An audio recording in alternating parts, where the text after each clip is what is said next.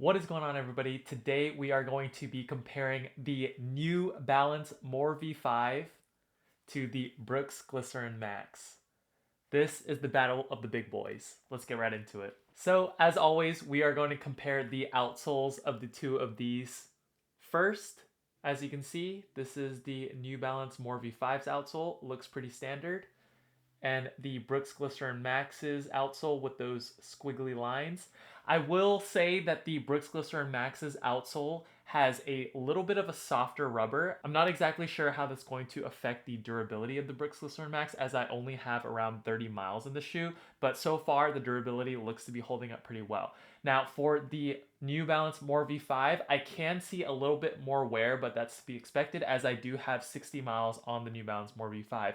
As for traction, I would say that they're around the same, honestly. I've been only really running on the road in dry weather conditions in both of these shoes, and I haven't had any traction issues on either of these shoes. If I had to give a slight edge to which felt like it was gripping the ground a little bit better, I would say it's the Brooks Glycerin Max, just because of that little bit of a softer rubber outsole. And honestly, the outsole pattern kind of reminds me of a basketball shoe, as I was a basketball player growing up, so I had a lot of basketball shoes, and it just looks kind of like a herringbone traction pattern, and it performed very well outdoors on the road in dry weather conditions. Same with the New Balance More V5, though. Not to say that this shoe was lacking at all in the traction department, but I just felt that the Brooks Glycerin Max was really sticking down to the road.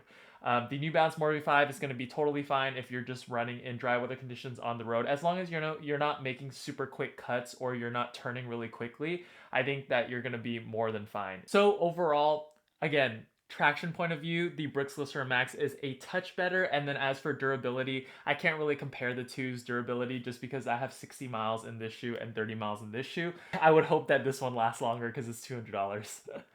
Now, moving on to the cushioning, which I think is everyone's favorite part of these two shoes and also my personal favorite part of any running shoe. The New Balance More V5 has a full length Fresh Foam X with a 4mm heel to toe drop, 44mm in the heel, dropping to 40mm in the forefoot. And the Brooks Glycerin Max has Brooks's new DNA tuned midsole, full length.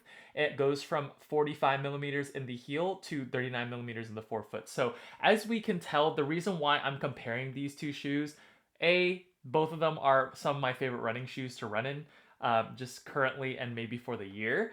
And B, they both are big bodies, as well as they have similar stack heights and similar heel to toe drops. And I personally think that running in both of these, they feel somewhat similar, especially with that foam. Now, the New Balance More V5 felt amazing right out of the box. It felt really squishy. It felt supportive due to that wide base that this shoe has. We'll talk about stability in a bit, but overall, I just felt that the New Balance More V5, even though it's not meant for a shoe that can do all paces, as a bigger runner at 200 pounds, I felt that I could run a little bit faster in the shoe, and I just felt that the foam reacted really well when I did pick up the pace, as well as it felt amazing on the slower pace and zone 2 runs. Now, on the other hand, the Brooks Glycerin Max, obviously not a slouch either. The 45mm stack height of the DNA tuned foam felt phenomenal at all paces. I think that the difference between the foams is that maybe the DNA tuned on the Brooks shoe is a little bit softer than the New Balance More V5. I think that has to do a little bit with the mileage that I have on the shoe. The New Balance More V5, I will maybe make a separate video on the More V5, but I think that the foam has kind of bottomed out a little bit on my pair due to me putting 60 miles on the shoe as well as walking around a lot in the shoe. It doesn't feel like it did straight out the box, but that's not a super bad thing. I just feel like the DNA tuned is just a little bit softer as of right now, and we'll see kind of if it bottoms out just like the New Balance More V5. With that being said, the More V5's cushioning setup is still very comfortable and I still like to run in it. I would just say that it feels a little bit more subdued and it's not as soft as it once was. And the reason why I still like running in the shoe is that since it has such a high stack height, even though the foam is a little bit compressed, I still feel like I can get some miles in the shoe because of that stack height. If it did have a lower stack height and the foam compressed, I would feel too much of the ground and I wouldn't really like it. I would just say that the performance of the shoe kind of went a little bit down as I put more miles on it, but it's still comfortable nonetheless. With the DNA tuned midsole from Brooks, I felt that it performed very similar to how the New Balance More V5 felt out of the box, but maybe a touch more versatile. And let me get into why I feel that way. It is a softer midsole and you're having a bunch of that stack height, but I want to note that the rocker on the Brooks Glycerin Max is just a little bit more aggressive than the New Balance More V5. So that is going to give it a little bit more versatility when you're trying to pick up the pace. And I think for a big shoe, it still feels pretty nimble and you're able to run a little bit faster due to that aggressive rocker in the forefoot. So it's going to help in those transitions and make you feel like you're running faster, even though it is a softer foam. Plus, when you have this aggressive rocker, there's less foam near the toe. So naturally, you're just going to want to go a little bit faster. And even though it's a softer foam, it compresses pretty quickly and you're able to turn the shoe over a little bit. Whereas the More V5 definitely does have a less aggressive rocker than the Brooks Glycerin Max and a little bit more foam towards the toe. Now, I also really wanted to touch on stability on both of these shoes. I personally typically wear neutral running shoes, but stability is always something that I want to make sure that I have during my runs, especially my long runs, and both of these performed excellent. The New Balance More V5 has a wider base than the Brooks Glycerin Max, and that contributes to a very stable feeling ride, even though it does have a high stack height and it is a softer shoe. But the Brooks Glycerin Max was also really supportive. I think both of them are above average in width for the stability, and I didn't have any problems when it came to, I guess, rolling my ankle left or right in the shoes. To give you a quick little comparison, I hope you guys are going to be able to see this on video. You can see that the New Balance More V5's base is definitely a little bit wider in the heel. As for the forefoot, it also is a touch wider than the Brooks Glycerin Max as well. But like I said, both of these are chunky monkeys and you should be good to go for all your stability needs. Obviously, if you only wear stability running shoes, these two being really soft and high stack might not be the best options. If you want more of a stability running shoe, I would recommend checking out a dedicated stability running option. If I had to pick a winner for cushioning, it's a little bit tough to compare just because I have double the miles on the New Balance More V5 and it has compressed a little bit. But I think that the Brooks Glycerin Max, even out the box compared to the New Balance More V5, just feels a touch more premium, and obviously that could be due to the price. But I think that with the forefoot rocker in the Brooks Glycerin Max as well, I just feel like it adds a little bit more versatility and it still gives you that really soft sensation while still being able to pick up the pace. So it is a little bit more of a versatile shoe, and the foam I think is just a little bit more comfortable than the New Balance More V5. Now I say like a little bit more comfortable, like in air quotes, because I mean the New Balance More V5 is an extremely comfortable shoe and there is a reason why I consider it maybe my shoe of the year. Still a couple more shoes to test out till the end of the year, but I think that it still has a possibility of being my shoe of the year just based off of the cushioning and I guess the shoe in general. So next we are going to talk about the uppers on both of these shoes and compare them a little bit. I think that they're very similar, the uppers. They are on the thicker side and they have a thick mesh upper, both of them. The Brooks Glycerin Max does not have a gusseted tongue, whereas the New Balance More V5 has a gusseted tongue, and the New Balance More V5 also on the heel part of the shoe. Let me try to get that in focus. I gotta hide behind it.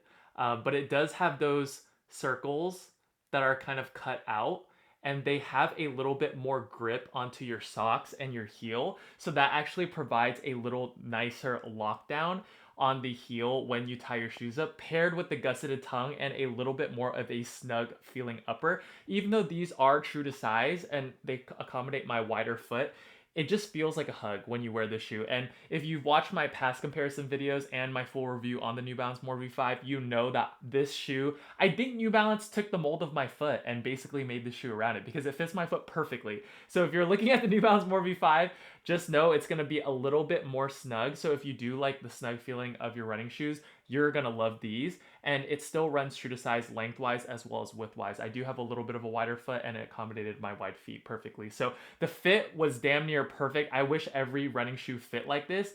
On the New Balance 4v5. Cons of the upper, the thick mesh upper on this shoe, it's not very breathable, but for me, I'm willing to trade fit for breathability any day of the week. So that didn't really bother me too much. And paired with the gusseted tongue, it just feels like a very premium fitting experience. The materials, you know, maybe not the most breathable, not the most premium, but that fit kind of makes up for it and makes it feel premium, if that makes sense. I know I was praising the more V5's upper quite a bit, but for good reason. It's one of my favorite uppers of the year, regardless of that really bad breathability. The Brooks Glycerin Max, like I said, is very similar to the More V5. It has a very thick mesh upper. It's not so breathable, but honestly, it still fits pretty well. It does not have a gusseted tongue as well versus the More V5, but it still fits decently well. It has a little bit of an asymmetrical lacing system.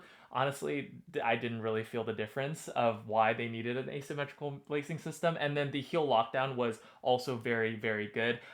In my opinion, the Brooks Glycerin Max also ran true to size, and wide footers should be good to go on getting their true size because it fit me very well.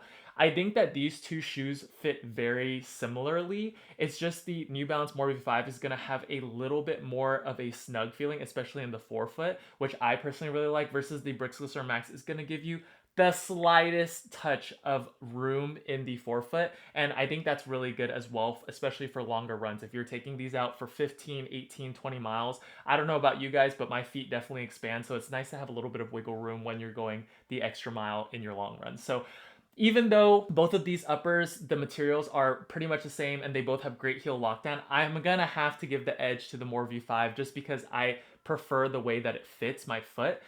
Both of these shoes don't have good breathability, so if ventilation is a big deal to you and something that you really value, I don't think you should look at either of these shoes. So overall, what do I think is the winner?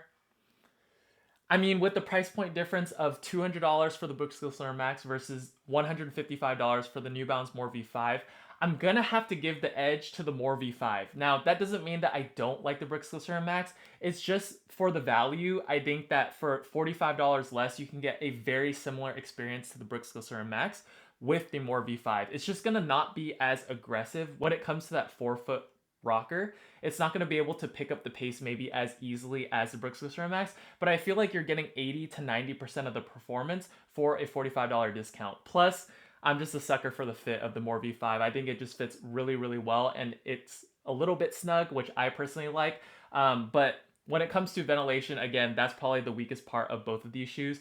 And that's going to pretty much wrap up my comparison of the two shoes, the Brooks Glycerin Max as well as the More V5. Let me know in the comment section down below if you have either pair or if you have both pairs and which one you prefer.